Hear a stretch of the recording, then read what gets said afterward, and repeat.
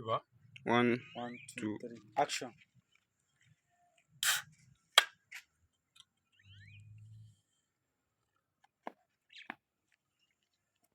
Good morning, Nigerians. Today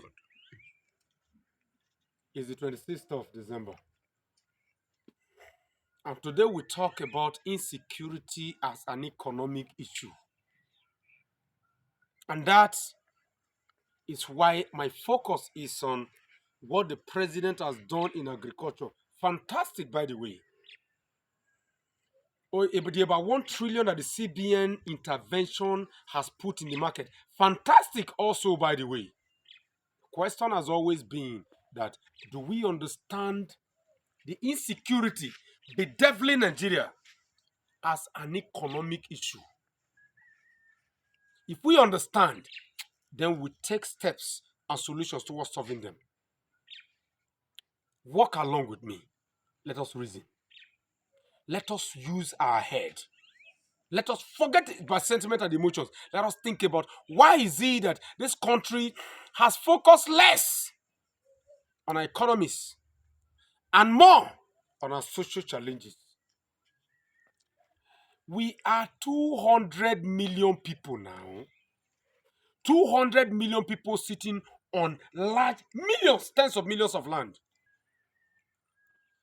all over the north of Nigeria. And I can always say that I am not. Forget about the fact that I'm an Honorable Headsman. I am not. I was born in Jos, raised in Kaduna, now with businesses in Nasarawa State. I am not. How do you solve a problem that is likely going to consume you? Majority of our people are hungry. Majority of our people are in rural Nigeria. Majority of our people are ready to settle for just about 500 to 1,000 naira a day worth of earning. But because local governments are not existing, because the states have not changed agriculture as a source of national integration and growth, because the federal government has dumped money into the street without monitoring those money and without putting that money into rural Nigeria, we have created a social monster. We have created insecurity based off an insane economic policy that does not have anything to do with rural Nigeria.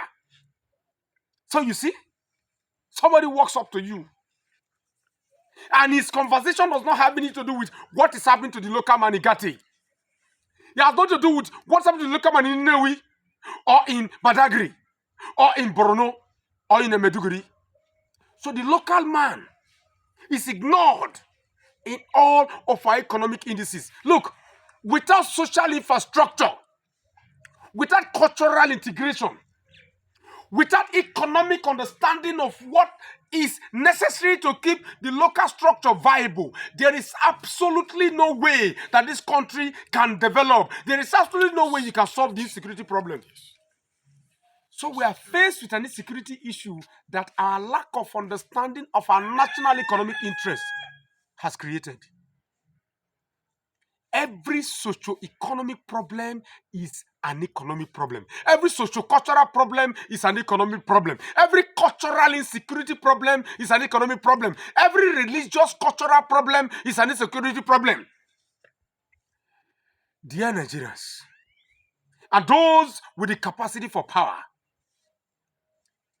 a poor man no need plenty money to survive. The jobs in rural Nigeria does not need a lot. What are we failed to do? The average Fulani herdsman, the average farmer in the villages, what we are failed to do to them is that we are failed to give them hope about what is possible in a country like Nigeria. So without hope comes despair. Without hope comes anger. Without hope comes fear. Fear leads to the anger to be able to say, okay, because I don't get hope, I am going to kill to have hope. It is time we create economic zones. Look, you're afraid of Ruga, no problem.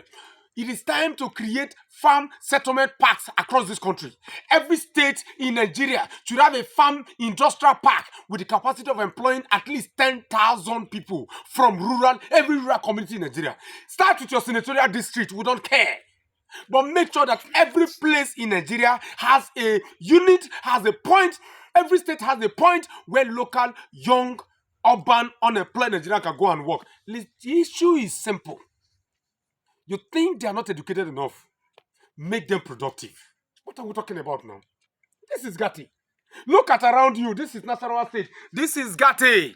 In Gatti, what we have succeeded in doing is simple. We created a system where even if they are not educated, they will be what? They will be employable. Problem number one. Solution number one. Even if they are not educated, make them productive. If you make them productive, then they can turn your rural challenges into economic solutions. Then they can turn your rural problems into developmental issues. Then they can turn your rural challenges primarily into opportunities for real progress. Once they become productive, then you begin to think about what we call the vocational training process to ensure that their productivity is sustainable over time. Before you bring in the expert, make them work. Once they can work, you bring in the expert.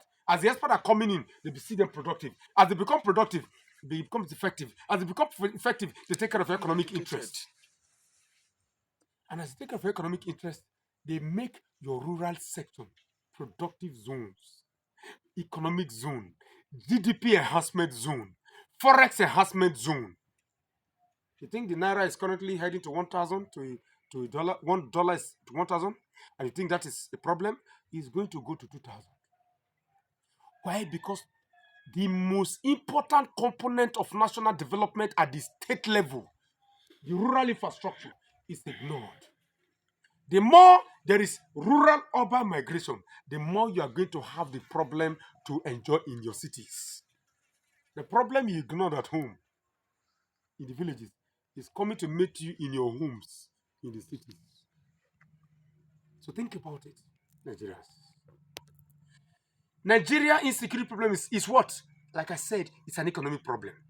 Today, as I speak to you, in Gatti, in Nasarawa State, what we created was an economic zone, not driven by government investments, not driven by states investment, but driven by individual investment. So most times, those individual investments are not possible to run over the long haul because they don't have the patience.